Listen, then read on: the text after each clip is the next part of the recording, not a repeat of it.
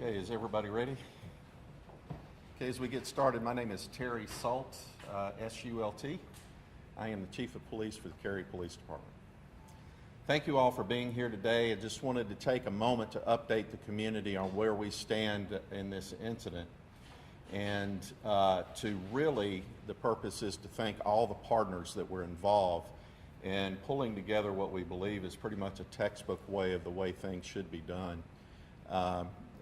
When we receive a threat like this. A lot of work was done in a very, very short period of time. Obviously, there were some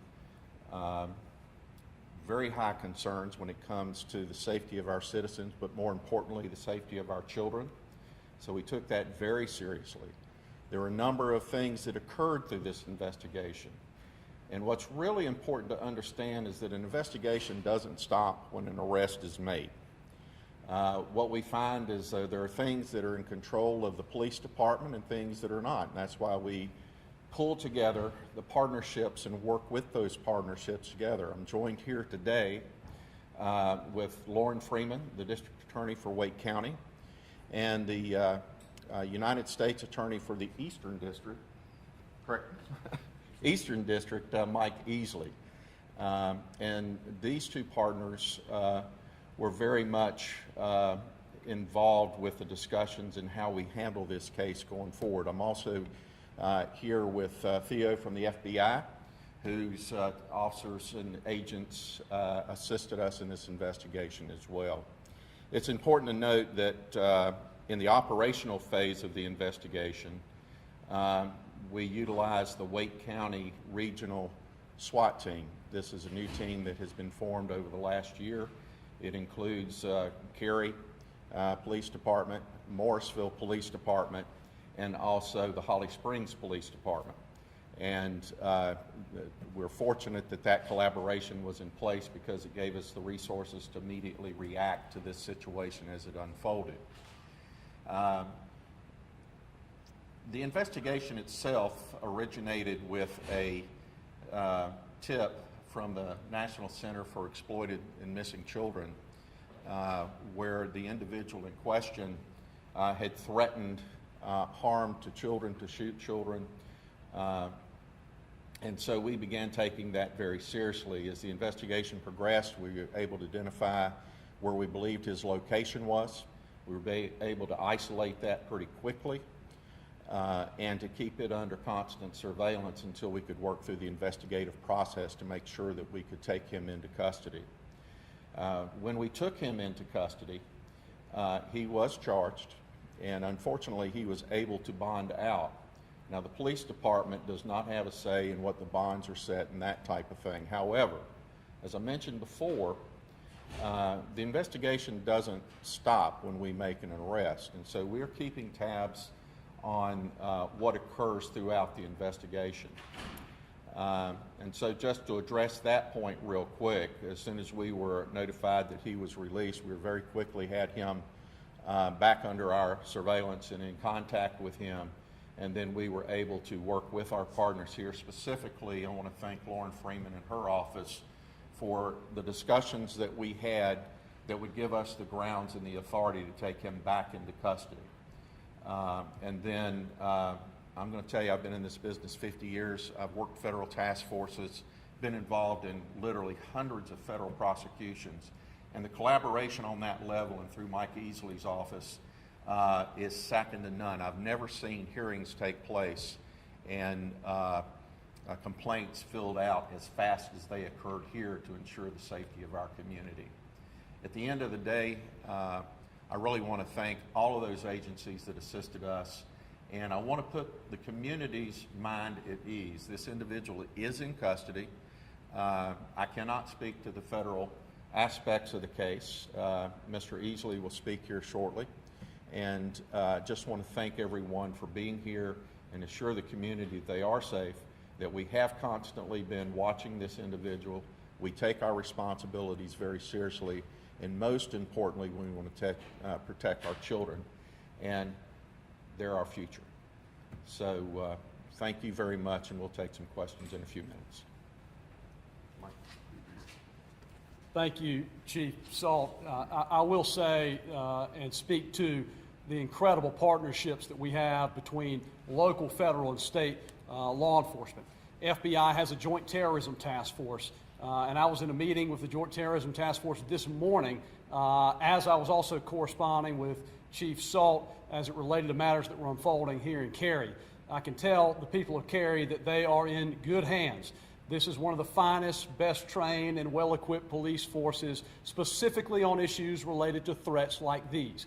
There was not a moment from the time this tip was received to the time this matter has arrived where it is with the defendant in federal custody that Chief Salt was not absolutely dialed in to these events as they unfolded and that his people on the ground were not doing all they could to maintain surveillance and ensure that the people of Cary and Wake County were kept safe. I want to give great credit to our District Attorney, Lauren Freeman, who also is absolutely alive and available at all times of any hour to every member of the team that worked on this matter. All of us treat each other like family. We're on a first-name basis, and we don't have to go through anyone to get to the other. And what that allowed was that within an hour of speaking with Chief Salt, we were able to prepare a federal complaint. Now, a federal complaint is not an indictment. It's an allegation, and it is a charging instrument. And as always, every defendant is innocent until proven guilty. They're deemed to be that way. But this defendant is now in federal custody, and he will remain in federal custody until a hearing on Tuesday, where the government will move for detention. That is a detention hearing. We will present information relevant to this case, and the United States of America will seek detention to be imposed pre-trial as we pen a final resolution of this matter. Obviously, no one is judged until a trial is had and the defendant has an opportunity to obtain one. We're proud to partner with Chief Salt, with the Cary Police Department, our District Attorney's Office, and the FBI. And I want to also say that we are in an era where people can very quickly mobilize towards violence, where every threat is a threat that we must take seriously. That doesn't mean we should disrupt our daily lives. It doesn't mean that we should fret, but we should be vigilant. And anyone in the public who sees someone who could be mobilizing towards violence should pick up the phone and call the experts, call 911, call someone to make a report to help law enforcement spring into action as needed to mitigate events before they turn tragic. Thank you all for being here today. Yes, sir. Can you explain why he's in federal custody? Right. So this defendant was initially charged at the state level through some very rapid outreach from Chief Salt. We decided this was an appropriate case for federal prosecution. We have some unique statutes in federal court that provide for felony prosecution based on what we call interstate threats. Interstate threats are threats communicated using interstate wires. This was a threat that was a threat posed by someone here in North Carolina, went and was received by the National Center for Missing and Exploited Children in Alexandria, Virginia. That makes it an interstate threat, which gives us federal jurisdiction to impose federal law and seek federal detention. So the arrest was made here at the local and state level, and then we imposed a federal detainer once our federal complaint was signed by a federal magistrate judge. And so that detainer is what allows and brings this individual into federal custody. Can you specifically elaborate on the nature of the threats? What specifically are you alleging that you said and did? There is a federal criminal complaint that's been filed in the Eastern District of North Carolina. That complaint attaches an affidavit from an FBI special agent who was involved in this investigation from the beginning alongside Cary Police Department. The nature of the threats involved threats to children, threats to shoot, and as I believe is aware, the defendant was located in a hotel that was quite proximate to a daycare. That raised our level of concern, but we didn't lose faith at any point that this was anywhere near being out of hand or beyond the grasp and control of our folks here in Cary Police Department, that we're maintaining quite a bit of vigilance to ensure harm did not come to pass. During the initial arrest, were there any guns found? I won't speak to the initial arrest. I will say that as of the last update I received, searches were continuing. Is that the case? And I won't speak to the evidence in particular beyond what's in the four corners of the complaint that's been filed in federal court. The federal complaint talks about Bright Horizons Daycare specifically, which is within yards of where he was apprehended yesterday. Has there been any note or credible threat to that daycare? Have you folks talked to those people that run that place and been seen there? Have you made any threats toward the administration there or to parents? We don't believe that there's any credible threat as to this particular daycare at this moment. I think that parents and children, employees, teachers, caregivers who work at that daycare can rest assured that there is no ongoing threat to them, and that they can proceed in their operations as they would and as they should. The people of Cary can rest assured that any concern has been abated at this point. The federal complaint says that federal investigators spoke with him yesterday, so why wasn't he charged and detained yesterday? Why was he able to bond out today? There was an arrest yesterday that occurred. I guess why was there a federal arrest made yesterday? If federal investigators had spoken with him, why did we have a situation where he was able to kind of bond out and get back on the street? Right. Ongoing investigation, you gather information as you go. An arrest was made, and quite often when an arrest is made, you have a period of time where you are able to get together, if it is a case that is appropriate for federal adoption, which takes time to analyze. We did determine in our consultation that it was appropriate, and as soon as that outreach was made and that determination was made, we then got federal paper on them. I will say that when that when that state arrest occurred, there was a great deal of relief. I know here at the Cary Police Department that things were under control, and I will say they did a fine job ensuring they stayed under control, and we rapidly were able to get federal paper when we could. How much of the history of threats pertaining to the threat from 2016 on the British embassy in Washington, D.C.? I was just curious. The federal complaint references a prior federal conviction in Tennessee, where this individual made threats to a British embassy in Washington, D.C., threats to kill.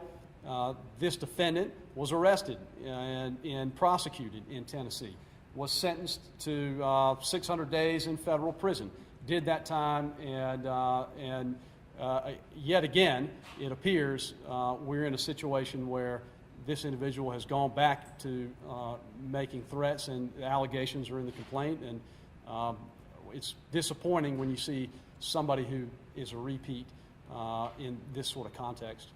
Specific reason for the federal arrest? Has this person been evaluated by mental health professionals? I'm just wondering if that's in place. I can't speak to that. Lauren, can you help us out a little bit? Yeah, certainly.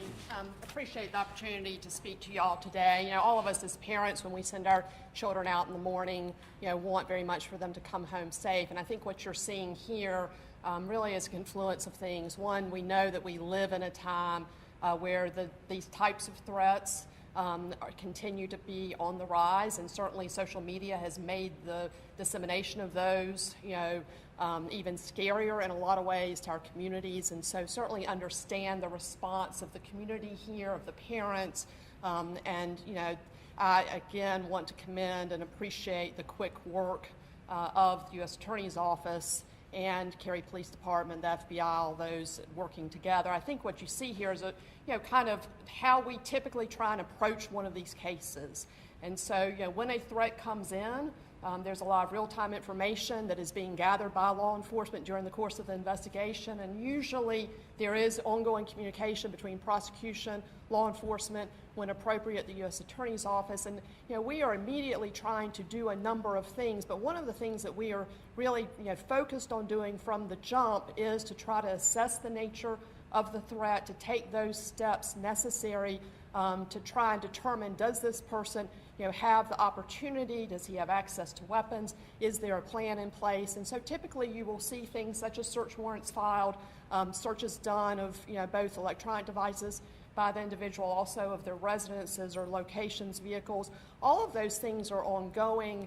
We often do bring in law enforcement to also look at, is this appropriate to bring in the mental health community? We're very lucky here in North Carolina to have access to the North Carolina State Bureau of Investigations beta team that does kind of a collaboration also involving mental health professionals a lot of times. But what you are witnessing, and hopefully have witnessed over the last 24 hours, is kind of all of us working with what the tools are that we have in the toolbox to try to address these threats, assess what exactly the public safety risk is, and do everything that we can to mitigate that threat. In this particular situation, that led to initially charges on the state side. Unfortunately, the charges available to us in the state system are misdemeanors in this kind of scenario based on these facts. All of you have been doing this long enough. You know that our ability to keep somebody in custody in those situations or to hold them for a long period of time is limited.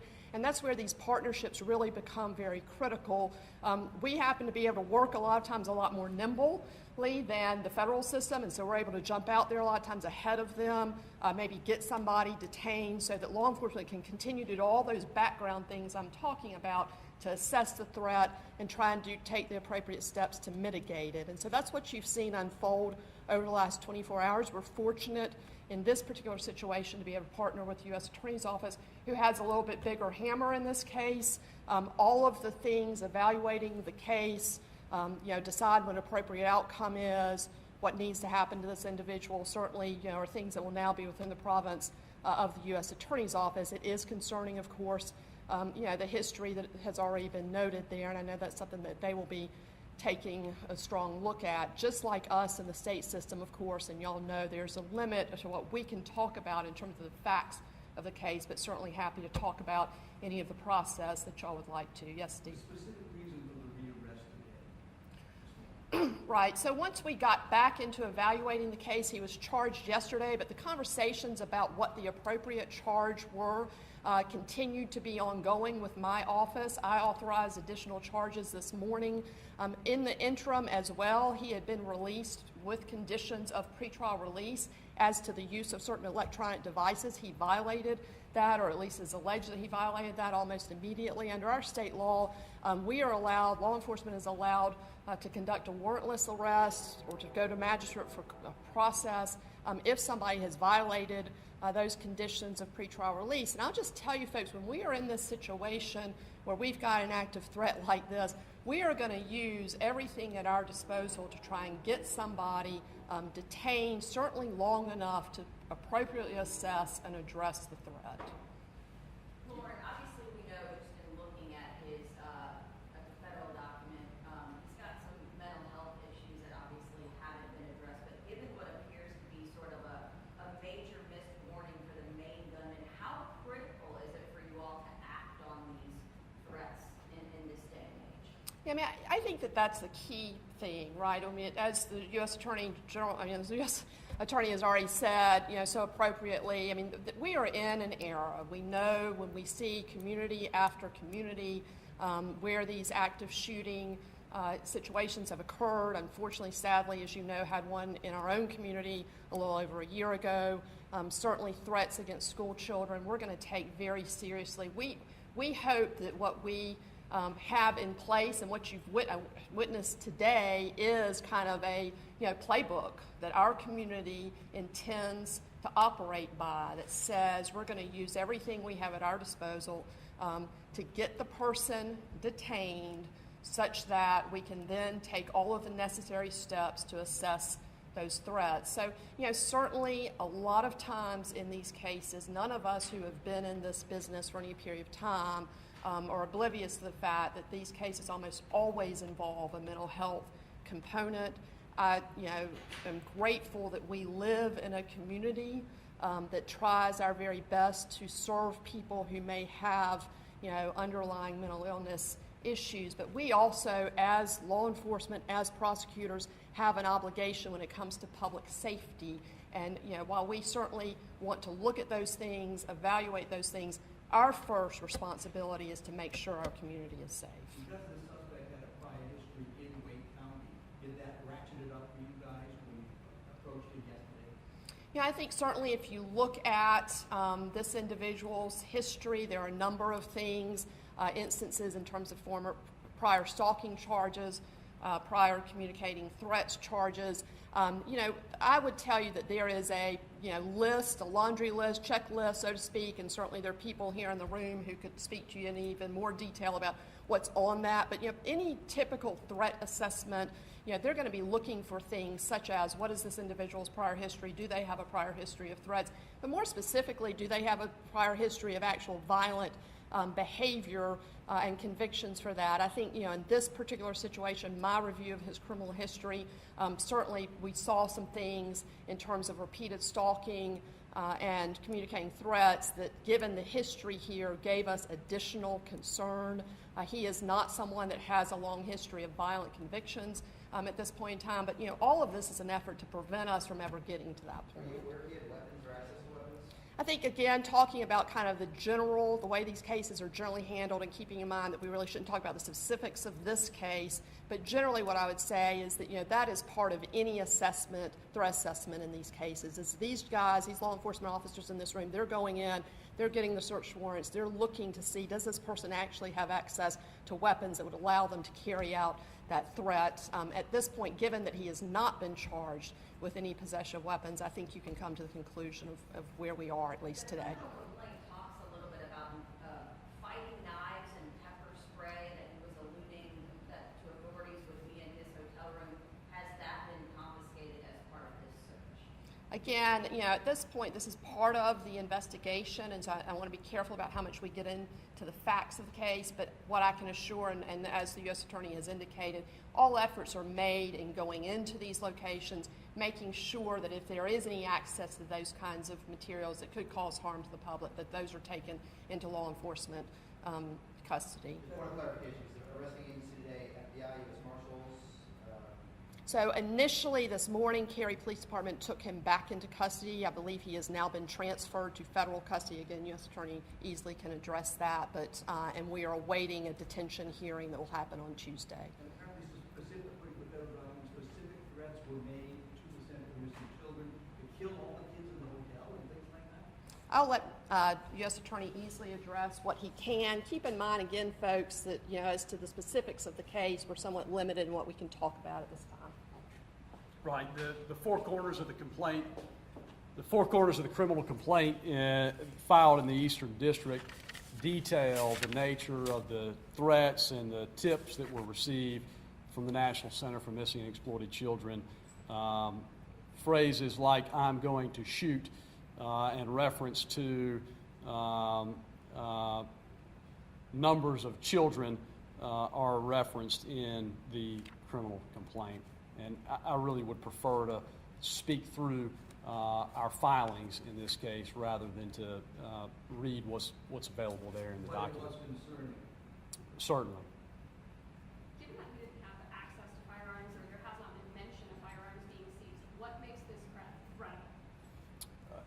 Well, you absolutely have to take every threat seriously, and if something is a true threat, we'll take it seriously, and we'll spring into action, and communicating what is deemed a true threat under the law through the interstate wires, as was the case in this instance, is a violation of federal law. Whether an individual happens to have a gun at that particular moment is not a relevant inquiry as to whether they violated federal law in communicating that threat. We know all too unfortunately that it does remain possible for people to obtain firearms and to obtain them relatively quickly. And so whether this individual or any who communicate a true threat and make an interstate threat that's a federal offense, whether they have a weapon at a particular moment in time they make that threat isn't a factor in the criminality of the offense. This individual was a former federal felon, and because of that, he is a prohibited person. That means he's prohibited from buying a gun. And if he were to attempt to buy a gun through a licensed gun dealer, a background check would occur that would prevent the purchase of that gun. But that doesn't mean that we shouldn't have absolutely heightened concern about ensuring that we are taking swift action on somebody who does make a true threat, especially as it relates to children and schools in an era like we're in today of heightened concern and heightened risk. Thank you. One last thing I'd like to remind everyone is that this is a continuing investigation. Sort of addressing your question is just think about the timeline on this. We originally received the information about 11:30 in the morning yesterday. There literally have been dozens and dozens of officers and investigators involved in this process. To think that we are going to have all of the information necessary to actually even prosecute the case to its fullest extent, we still have yet to have things that will be uncovered, whatever they may be. Officers are out there working today along with their federal partners to make sure that this individual is tried fairly in a courtroom. But make no mistake, our first priority is to protect our citizens, particularly our kids. And so we are going to take the swiftest, fastest action we can to ensure that within the means of the law. That's part of what we did. I will emphasize again that what I mentioned earlier, the timeline of getting a criminal complaint on this individual in less than 24 hours is not something that happens routinely, even in heavy circumstances. We are looking at ways to prevent and to enhance state statutes, talking with our legislatures and things like that, that may give us some options in the future to detain on a state level a little quicker. But the partnerships that we have here with our district attorney and our U.S. attorney is what makes this happen in that gap, if there is one. And so thank you very much for being here.